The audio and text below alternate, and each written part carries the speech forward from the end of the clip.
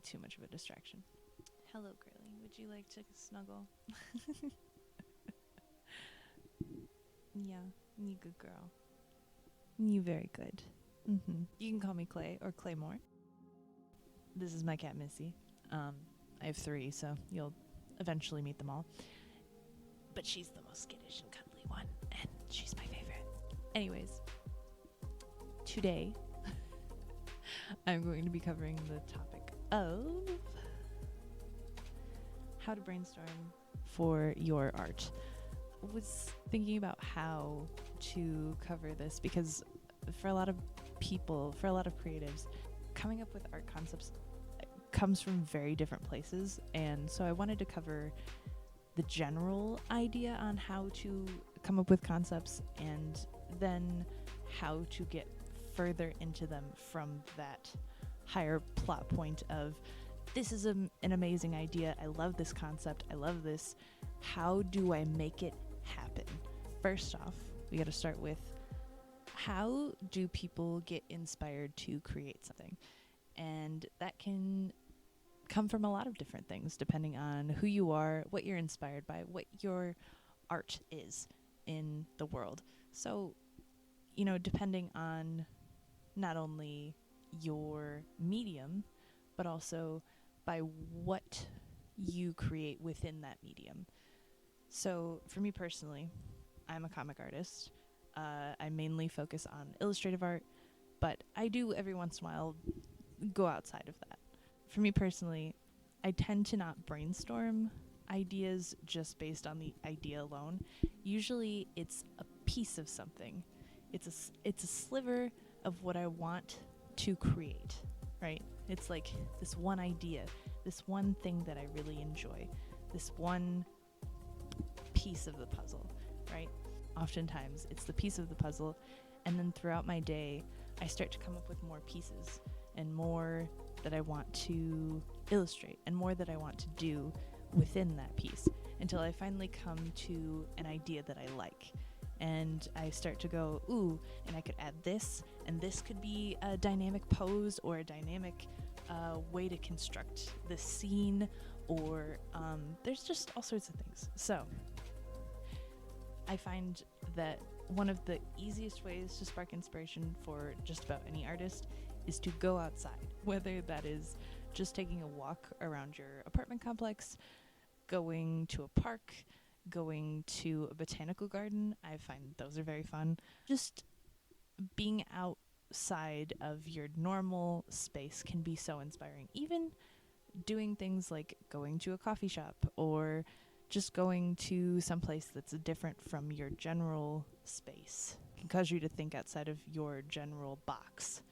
And that is the spark that we need to ignite, right? Of the other great things to do outside of getting outside of your normal headspace is to look through what you've already created.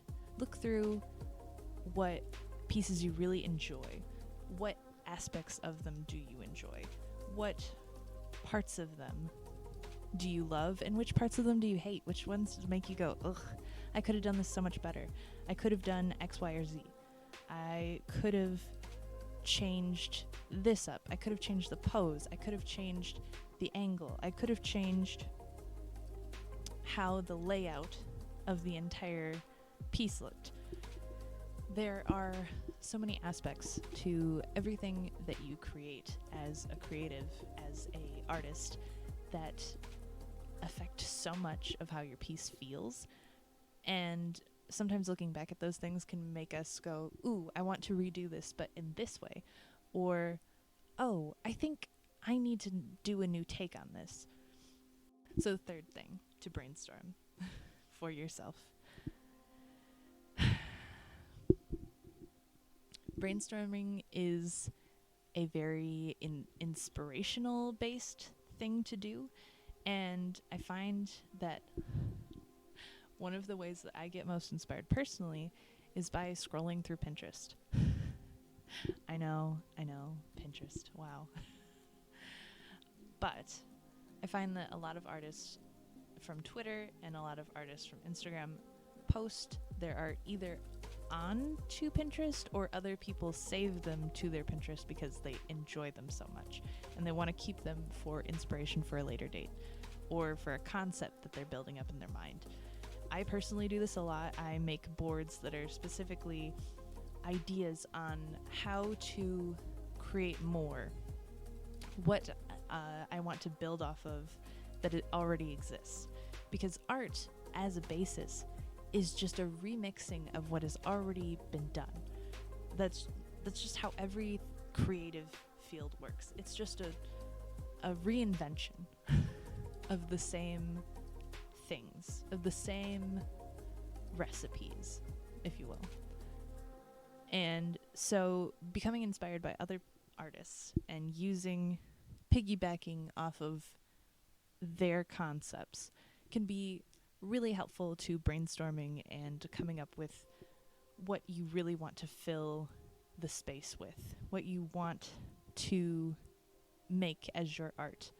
You're creating for you to tell your story, to show the world what it looks like to you, what you want to see. I think you can take inspiration from other people. Obviously, no copying. That should be obviously well known by now, but some people are probably going to see this and go, "Oh, that's not what you mean. I gotta kick up my cat." And now that we've talked about like some general ideas on how to get inspired, how to get outside of your normal bubble and, rethink some things. So now that we've covered that, we are going to go into how I am going to brainstorm for a concept for this video. So we're going to take it over to my phone. Go to Pinterest, just as an example. So, as you can tell, I get a lot of both fashion and comic art. I get fantasy art. I get all sorts of things that are super inspiring and interesting to me. I can go down Pinterest rabbit holes like there is no tomorrow.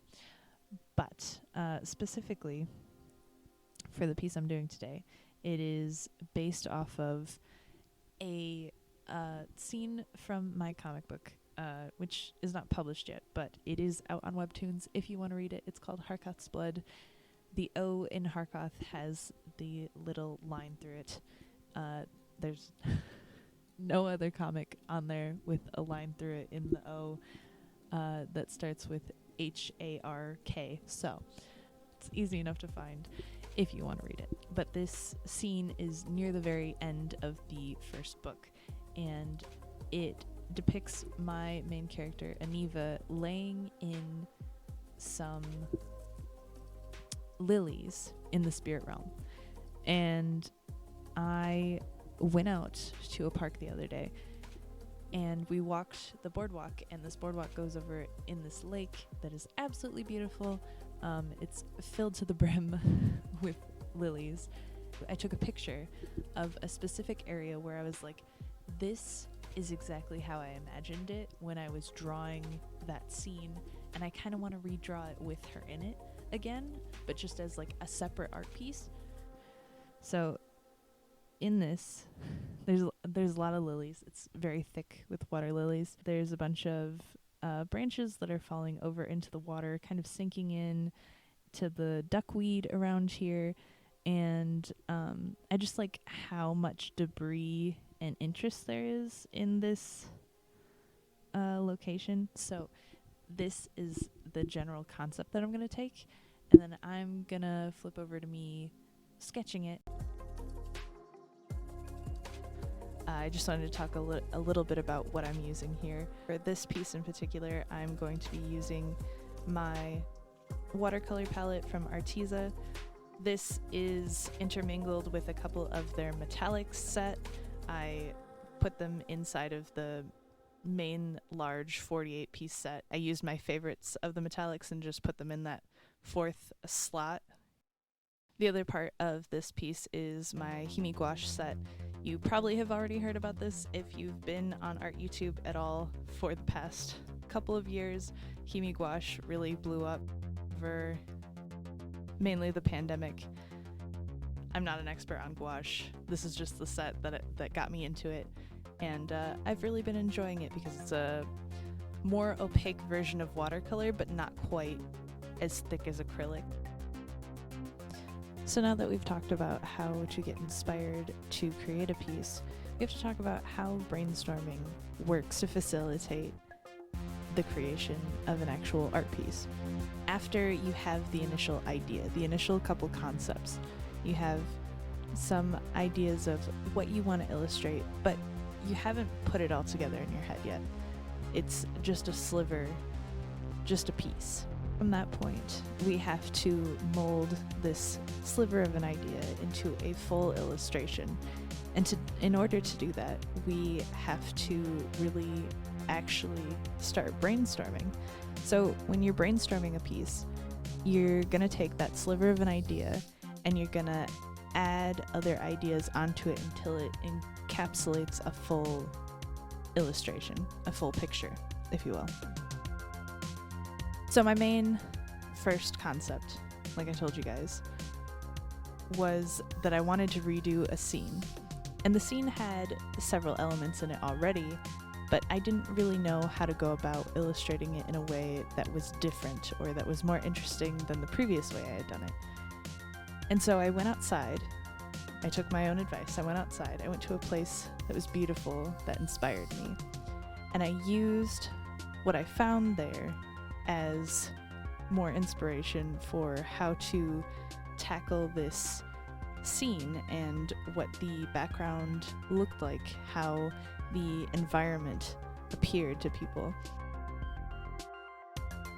The second thing that I was really excited about and inspired by, I found several images on Pinterest that were supposed to be reminiscent of a spirit world, and a lot of these images had stars in the background, and were so full of stars that were so mesmerizing and beautiful. I kind of wanted to use stars in place of the duckweed and moss and stuff in the water that Aniva is laying in the spirit realm, the lifeblood, if you will. Because there's something so powerful about this celestial sort of background.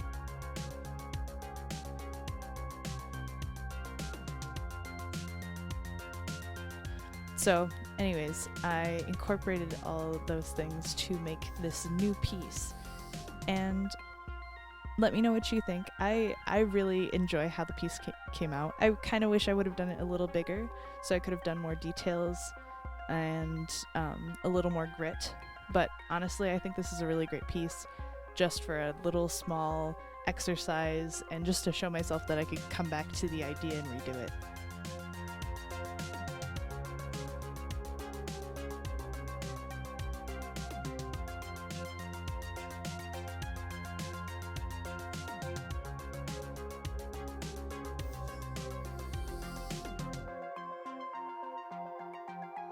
Lastly, I just wanted to say thank you so much for watching. If you enjoyed my content, please consider liking and subscribing. I will be posting more very soon. I'm hoping to post once per week, so I will see you guys later, and I hope to see you there.